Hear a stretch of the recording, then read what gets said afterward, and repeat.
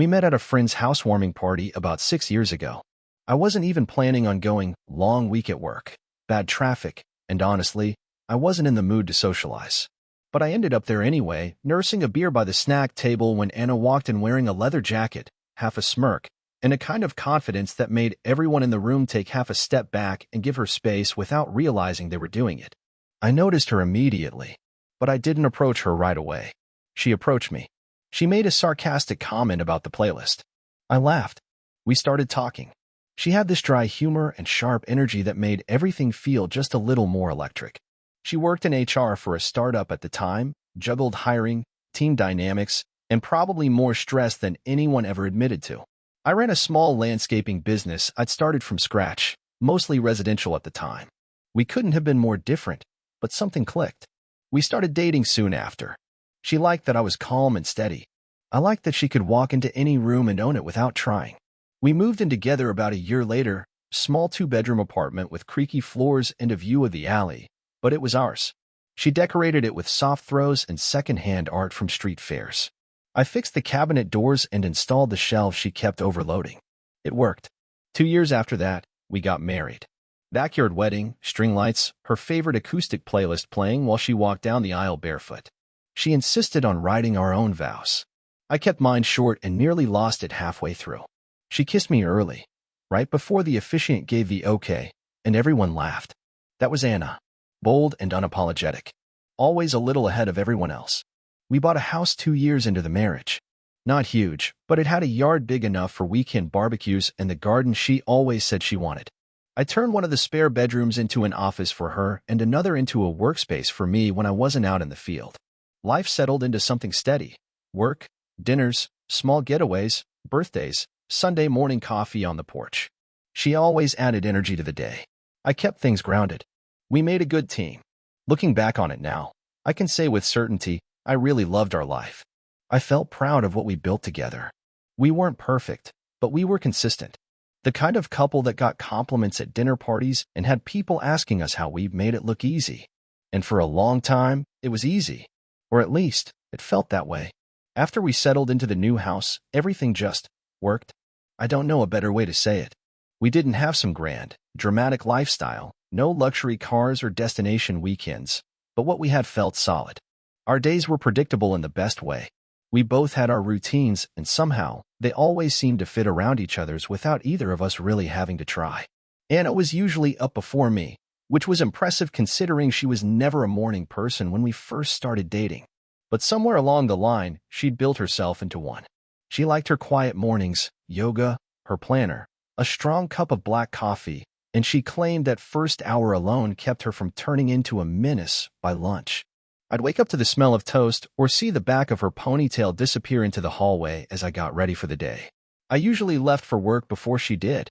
My landscaping company had grown by then. I had 2 crews under me and was juggling both admin and field work depending on the week. Spring and summer were always our busiest, so I was out early, checking sites, running between clients, and making sure no one was falling asleep in a mulch truck. I'd usually get home in the late afternoon, right around the time Anna was wrapping up her day. She worked from her office upstairs most days, headphones on, fingers moving like lightning across her keyboard. Evenings were our time. We made dinner together more often than not. I handled the grill. She was in charge of anything that needed seasoning. She played music while we cooked, always something upbeat, and would occasionally grab my hand mid-chop and pull me into a spin in the middle of the kitchen. I'd pretend to be annoyed, but I never really was. Weekends were a mix of errands and downtime. Saturday mornings we'd hit the farmer's market. Anna insisted the tomatoes were better, even though she rarely bought more than 2. Then we'd grab coffee and maybe walk around the lake if the weather was decent. Sundays were slower. Laundry, grocery runs, maybe a movie in the afternoon. We liked to start puzzles we never finished, argued about what counted as folding properly, and made a game out of who could avoid washing the dishes longer. All the ordinary things that quietly stitch a life together. Our families were involved but not intrusive. My younger brother, Ryan, came around pretty often. He was the opposite of me in a lot of ways. More social, more flashy, always chasing some big idea, but Anna got along with him just fine. They joked around, shared an interest in film, and sometimes debated random topics just for the fun of it. It never bothered me. We were all close. People would comment sometimes, say how comfortable we seemed with each other, like we'd been married for 20 years instead of 5. I think they meant it as a compliment, and I always took it that way. We had our rhythm, our inside jokes, our routines, and for the most part, I thought we were happy. Looking back, it's easy to focus on where things went wrong. But the truth is, for years, I would have told anyone who asked that Anna and I had a good marriage. Maybe not flashy or dramatic or head over heels every single day, but steady, honest, built on something real. We had this unspoken understanding between us. She handled the chaos. I kept things grounded. She'd fly off into her workday full speed. Meetings, spreadsheets, strategic plans. And I'd be the one who remembered to book the HVAC check or order more laundry detergent. We had different strengths, but they complemented each other. Our balance wasn't just emotional, it was practical. Our friends often commented on how in sync we were. We hosted a lot, actually.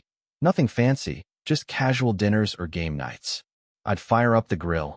Anna would set the mood with candles and music, and we'd have 6 or 7 people packed around the table eating too much and laughing too loud. She was a great host, commanding, warm, and totally in her element when the house was full. I liked watching her work a room. She had this way of making everyone feel like they were the center of her attention. It was one of the reasons I fell for her in the first place. Even on quieter nights, we found ways to keep things light. She loved watching old movies, the kind with snappy dialogue and black and white close-ups. I was more into documentaries and true crime stuff, but I'd sit through Casablanca or Roman Holiday for the 5th time because I liked watching her watch them. She mouthed the lines like she'd lived them. We traveled a few times a year, weekend road trips, a couple of longer vacations when our schedules aligned.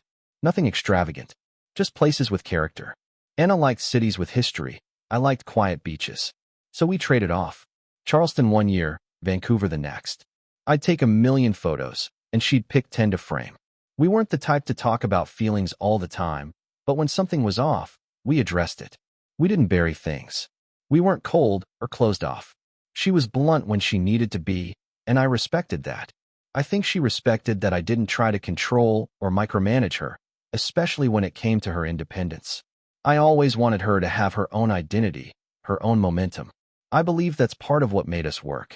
There was a period, maybe a couple of months, where we talked about starting a family. Nothing heavy, no pressure, just the idea of what that might look like. She'd mentioned seeing a stroller and wondering. I'd find myself watching dads at the park a little more closely than usual. We were taking it slow, but we were both open to it. Life felt full. It felt like ours. I had no idea what was coming. When Anna told me she was pregnant, we were sitting at our kitchen table on a random Tuesday morning. She slid the test across the table like she was handing me a lottery ticket, quiet, but with this cautious smile on her face. I looked at it, then at her, and everything inside me slowed down. Not in a bad way, more like something clicked into place. I didn't say anything right away, just stood up, came around the table, and pulled her into me. Her hands went around my back, tight, and we stood like that for a long time. Neither of us was crying. We weren't the overly emotional type, but I remember feeling this weight, this incredible, heavy, good weight, of knowing our life was about to change. We didn't tell anyone for a few weeks, not even family. She wanted to wait until the first appointment. I respected that. When we finally did start telling people, the reactions were everything you'd expect. Tears, hugs, laughter. My mom nearly dropped her coffee mug. Ryan, my younger brother, came over that same night with champagne and a box of mismatched baby onesies he said he couldn't not buy. I'll say this now. I loved that kid before he was even born. I didn't care if it was a boy or girl, didn't care what color we painted the nursery. I just knew I wanted to be the kind of father who showed up, who was steady, involved, present.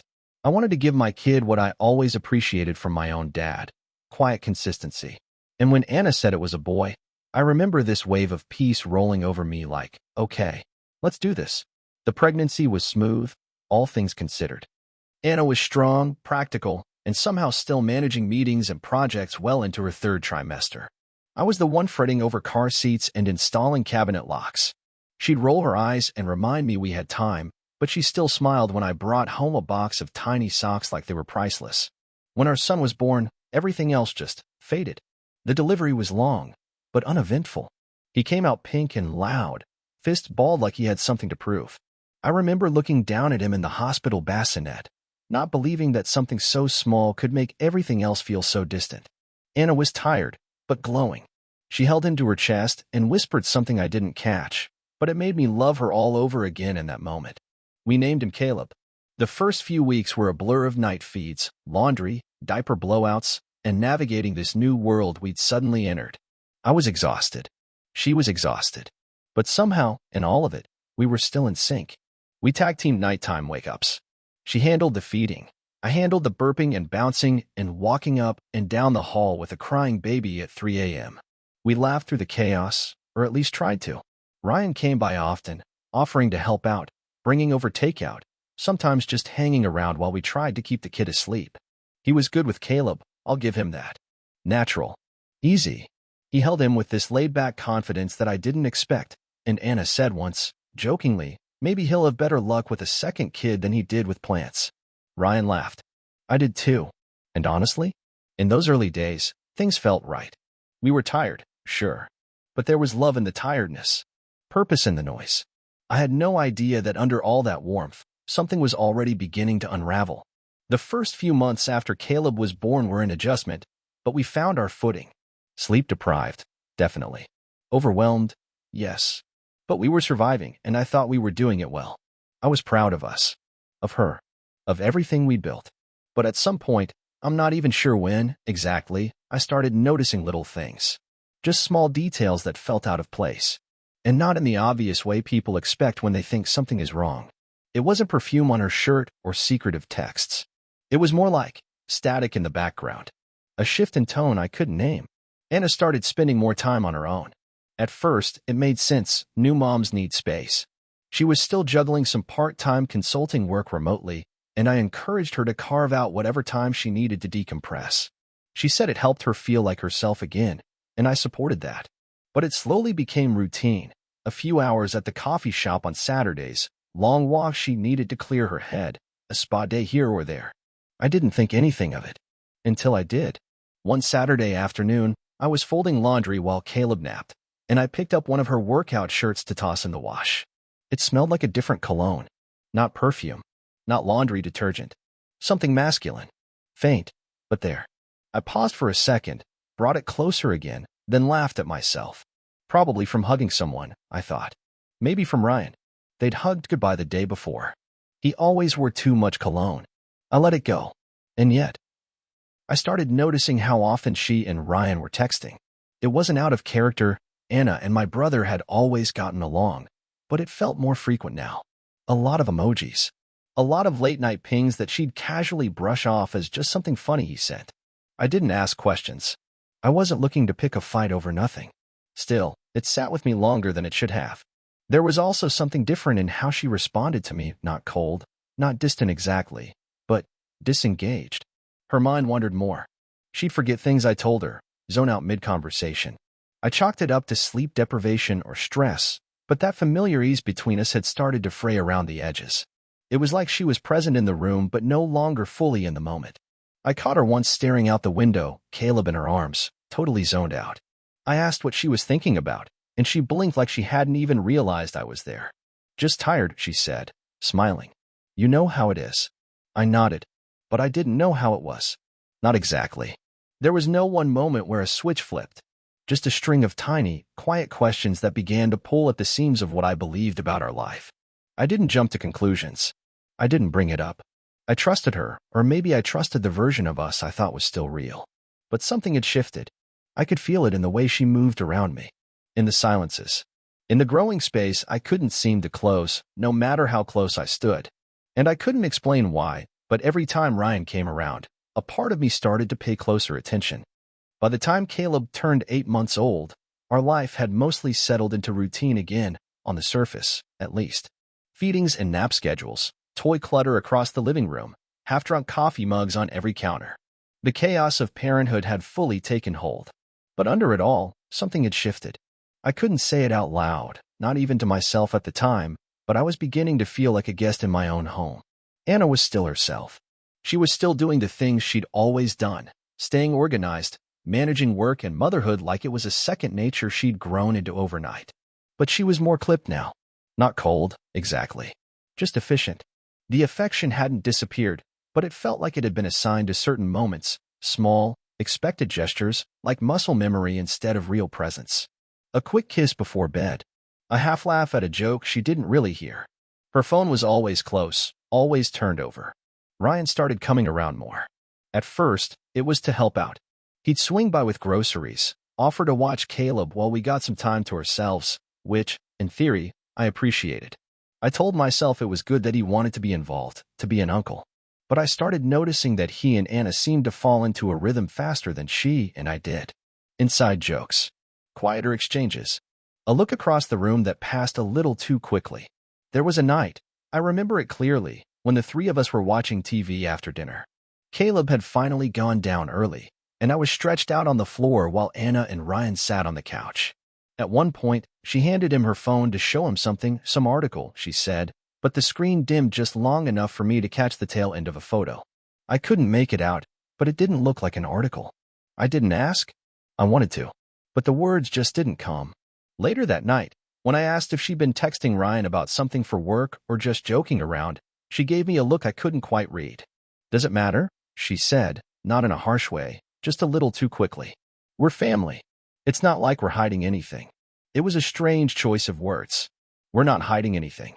I nodded, even though I wasn't sure I believed her. Not because I had proof, but because that part of my brain, the one that had always been quiet and steady, had started to hum with something uneasy. I didn't confront her. I didn't check her phone or press her for details. That's never been my way. I don't jump at shadows. But I started paying more attention. To tone. To timing. To the way her mood would shift after certain texts or visits. Some days, she was light and relaxed. Other days, more guarded. Distant. She was still doing everything right, if you looked at it from the outside. She took care of Caleb. She kept the house moving. We still had dinner together, still showed up to family birthdays and kept up appearances. But it felt like she was operating on a script. And I'd stopped recognizing the person behind the lines. Every now and then, I'd find myself just watching her across the room, in the passenger seat, with Caleb in her lap, and wondering, what's going on behind those eyes? What was she thinking about when she slipped into those long silences? Why did she seem so tired when we were together, yet lit up when Ryan dropped by? I didn't have answers. Only a growing discomfort I couldn't name. A quiet pull in my gut I didn't want to trust. But it wasn't going away. I think there's a point in any relationship, especially one that's lasted years, where the silence starts to speak louder than the words. That's what life with Anna was becoming. Not cold. Not hostile. Just silent in all the wrong places. She was still doing the right things. We still had family dinner once a week. Still posted the occasional photo of Caleb smiling in the park. Still exchanged small talk about errands, bills, and work. But none of it felt like it was rooted in the same place anymore. There were fewer moments where she touched my arm just because. Fewer smiles that reached her eyes. More of her attention drifted toward her phone, even when I was sitting right in front of her. Ryan was around almost as often as I was. He offered to help with house projects, fixing a fence, installing shelves, picking up groceries when we were swamped. On paper, it was thoughtful, generous. But the more he appeared, the more I started to feel like I was being edged out of my own life in slow motion. One afternoon, I came home early from a site visit. Anna didn't hear me coming right away. I think she was in the kitchen. I heard her voice before I saw her. She was laughing. Not politely. Not the kind of laugh you give someone out of courtesy. This was the full-bodied kind I hadn't heard from her in months. It stopped me cold. I stepped into the hallway and saw her standing by the sink, phone in hand, smiling at something on the screen. She noticed me, jumped a little, and tilted the phone away with a quick motion. "Hey," she said, all casual. "You're home early." "Yeah," I replied. "Everything okay?" She nodded too quickly. "Yeah, just texting with Ryan. He sent something dumb." Then she slipped her phone into her pocket and changed the subject, asked me what I wanted for dinner, started rummaging through the fridge like nothing had happened. I told myself it was nothing. That they were close, had always gotten along. That I was overthinking it. But then I started keeping track, just loosely, not even consciously at first, of how often she brought him up. Ryan said this. Ryan sent me that. Ryan offered to come by this weekend. There was a pattern forming, and it didn't feel like coincidence anymore. We'd be in bed, and I'd glance over to see her screen lighting up again, her face turned away. Sometimes I'd ask who it was. Sometimes she'd say, no one. Other times, just Ryan. And it always sounded too easy. Like she'd practiced it. It wasn't jealousy, exactly. I've never been the insecure type. But it was something else, something more primal. The feeling you get when the person you love starts reaching for someone else, not with their body, but with their attention.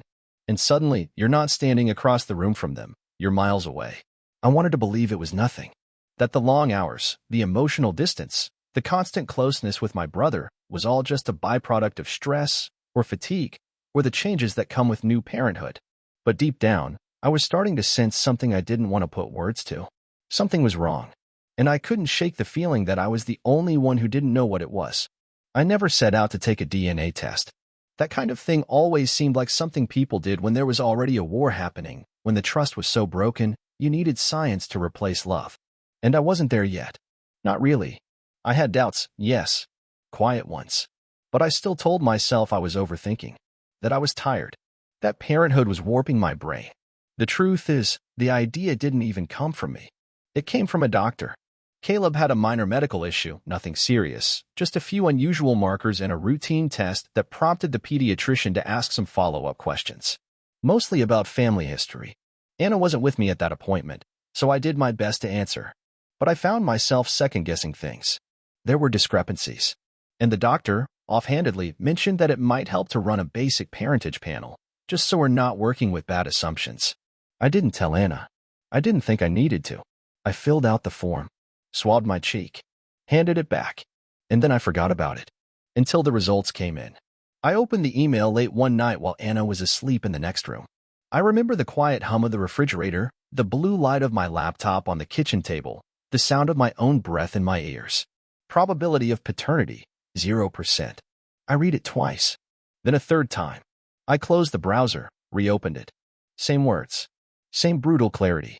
I sat there staring at the screen for what felt like hours, my mind blank. Not spinning. Not screaming. Just empty. The kind of emptiness that follows an earthquake. That terrifying calm when you realize the ground beneath you was never solid. I didn't move. I didn't cry. I didn't yell. I just sat there in the half-dark, remembering every moment I looked into Caleb's eyes and thought, he has my shape, my quietness, my calm. Remembering every time Anna smiled at me while holding him. Remembering every visit from Ryan. Every text. Every too-fast excuse. And suddenly everything made sense. Too much sense. I didn't sleep that night. I didn't go back into the bedroom. I stayed on the couch, waiting for the sun to come up. I heard Anna get up around 6. Heard her footsteps pause when she noticed I wasn't in bed. Then the soft click of the coffee maker. She didn't say anything right away. And neither did I. I didn't plan the confrontation. I didn't script anything in my head. By the time the sun rose that morning, I wasn't interested in a dramatic monologue or hearing explanations I already knew I'd never believe. I'd spent the whole night trying to make sense of a sentence that refused to soften. He's not my son. And worse, he's my brother's. When Anna walked into the living room, coffee in hand, hair pulled back like any other morning, I looked at her differently. Not with hatred, not even anger at first, just with disbelief that someone could lie that deeply, that completely. Her eyes met mine and froze. She knew. She didn't know how I knew, but something in my face must have told her the truth was out. She didn't speak. Neither did I. I stood up slowly and walked to the bedroom. Pulled open the closet, grabbed the first suitcase I saw, and began pulling her clothes off hangers, folding nothing. She came after me, half whispering my name, a cup still trembling in her hand. "What are you doing?" she asked, voice too calm. "You're leaving," I said. She blinked. "Can we talk?" No, my voice didn't rise. I didn't need it to. "We don't need to talk. You and Ryan already made your choices." Her face went pale, then dark, a flush crawling up her neck. "You don't know what you're saying." "I saw the results," I said. "Do you want me to read them out loud?" She dropped the mug. It hit the carpet, rolled, and spilled in a slow, growing stain. "I can explain," she tried again, her voice breaking. "It was a mistake. I thought it was yours at first, I swear. Stop." I turned back toward the closet, threw more of her things into the bag, some with force, some because my hands wouldn't stop shaking. She came closer, reached for my arm, but I stepped away from her like she was fire. "You slept with my brother," I said. "You lied to me. For almost a year. And you made me believe that boy was mine." Her lip trembled. "He still feels like yours." I laughed, bitter and quiet. Because I was the one who stayed. I was the one who held him at 3 in the morning and picked out his crib and worried about whether he'd inherit my allergies. I was the one who kept showing up. She didn't deny it. She only stood there, frozen, while I zipped up the suitcase and tossed it toward the hallway. Then another. Then another. I opened the bedroom window and began throwing her things out. First the bags. Then the basket of her shoes. Then the framed picture of our wedding that I didn't even remember still being on the dresser. She screamed something behind me, my name, I think, but it didn't land. Nothing did. When she finally realized I wasn't going to stop, she ran outside, tried to gather things, called my name like it still had meaning. But I didn't follow. I locked the door. I closed the blinds. And I didn't open them again. What I didn't know, what I'd find out days later, was that Ryan hadn't just stolen my family. He buried a knife in my back another way, too. My accountant called me on a Thursday, voice-clipped and anxious. Said the IRS had opened an inquiry into my business. Someone had anonymously submitted a detailed report, a paper trail, flagged transactions, mismatched invoices. Things only someone close to me would have known to look for. They shut me down within a week. Frozen accounts. Pending audits. Clients panicking. My entire operation, 10 years of work, collapsed under the weight of one calculated betrayal. I knew who did it. There was no doubt. Ryan had taken my wife, my child, and now my livelihood. I didn't retaliate. I didn't scream or threaten or show up at his door. I did the only thing I could stomach. I cut them both off completely. Blocked. Deleted. Removed. When Anna called, I declined. When she emailed, I didn't open it. When she showed up at the door one afternoon sobbing with Caleb in her arms, I didn't even speak. I turned off the porch light and let her stand there until she realized the door would never open. They'd made their choice. And now I was making mine. The weeks after I shut the door on Anna weren't cinematic. They were quiet. Slow. A lot of long days spent doing the same things. Waking up, making coffee, cleaning a house that still smelled like her shampoo in the hallway. Sometimes I'd walk into a room and forget why I went in. Other times I'd sit on the couch with the TV on mute, watching the light shift across the floor until the sun went down. But eventually, the fog started to lift. There wasn't a single moment. No dramatic turning point. Just the gradual realization that I was still here. That I'd survived the impact. The people who mattered, my real friends, the ones who didn't flinch when I told them the truth, stuck around. My parents were heartbroken but supportive. My sister checked on me constantly, even when I gave her nothing to work with. And slowly, with a lot of silence and a little help, I started putting myself back together. I sold the house. I couldn't stay there. Not in the rooms where the lies lived. Not with Caleb's crib in the corner and the memory of Anna moving through the kitchen like none of it mattered. I packed what was mine, sold what wasn't, and moved into a small 2-bedroom on the edge of town. Nothing fancy. Clean, quiet, mine. Rebuilding my business was harder. Most of my assets were frozen in the investigation, and the damage Ryan did was deeper than I'd realized. I started freelancing small landscaping jobs, maintenance work, whatever I could pick up under the radar while the dust settled. I had to let go of a lot, employees I cared about, clients I'd known for years. It hurt, but it also freed me. For the first time in years, I wasn't responsible for anyone else's mess but my own. And then, without meaning to, I met someone. Her name was Julia. She worked at the local nursery I stopped by for some tools. I didn't notice her at first. I was focused on finding a specific rake. But she noticed me fumbling with the display, came over, and said something dry about city guys never knowing what they were looking for. I laughed. It wasn't forced. It just happened. We ended up talking for almost an hour. About plants, mostly, but it turned into a conversation about music, and then movies, and then somehow about coffee brands. She didn't pry. Didn't ask about my past. Didn't treat me like I was broken. Just talked to me like I was a whole person. And I didn't realize how much I needed that until I left and couldn't stop thinking about her. We crossed paths again 2 weeks later. This time, I asked her if she wanted to get coffee. Just coffee. No expectations. No agenda. She said yes. Julia was different. Calm. Kind in a way that didn't perform. When I finally told her what I'd been through, months later, she didn't flinch. She just nodded, like she understood the weight of a betrayal that deep. She didn't give me a speech or try to fix it. She just said, "You deserved better. I'm glad you walked away." And for the first time in a long time, I believed it. There's still pain. Still regret. Still moments where I hear Caleb's name in a grocery store and have to pause, let the ache pass through. But I'm not living in that place anymore. I've started building something new, not just with Julia, but with myself. A new rhythm, a new version of peace, a new life that doesn't orbit someone else's deception.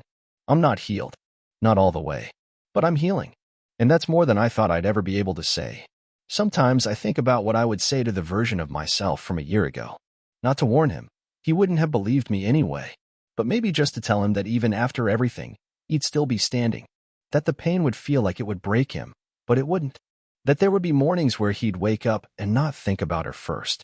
That he'd laugh again. That he'd love again. And that it would be real this time. What Anna and Ryan did, what they took from me, wasn't just a marriage or a child or a business. It was the sense of stability I'd worked my whole life to build. It was the belief that trust could be simple, that loyalty was given freely. When I learned the truth, it felt like someone had cracked the world in half and left me on the wrong side of it. But here's the thing I didn't expect. When the dust settled, I didn't find bitterness. Not in the long term. I found clarity. I don't miss Anna. Not anymore. I don't wonder where she is, or how she explains things now to the people around her. I don't care if she and Ryan are still together, or if they burned each other down the way they did to me. That part of my life is over. It ended the moment I saw the DNA results and realized that I had been living next to a stranger. I think about Caleb sometimes. Of course I do. I think about how I held him every night for the first 6 months of his life. How he looked up at me like I was the center of his world. And maybe, for a while, I was. I won't deny what we had. But he's not mine. And I had to grieve that truth in private. I still do. Some things don't leave a scar. They stay open, but manageable. Julia and I are still together. We're not rushing anything. We both know what it's like to carry heavy stories. But what we have is quiet. Safe. We have space between us, not distance, just room to breathe. And I've learned to cherish that more than anything. Love that doesn't demand you prove yourself every day. Love that's soft, but solid. I've also started a new business. Smaller. Leaner. Just me and one other guy right now. We take on manageable projects, enough to pay the bills, enough to feel proud of the work. I get my hands dirty again. I come home sore and satisfied. There's something healing about building something with your hands when your heart has been torn apart. I still keep the DNA results in a drawer.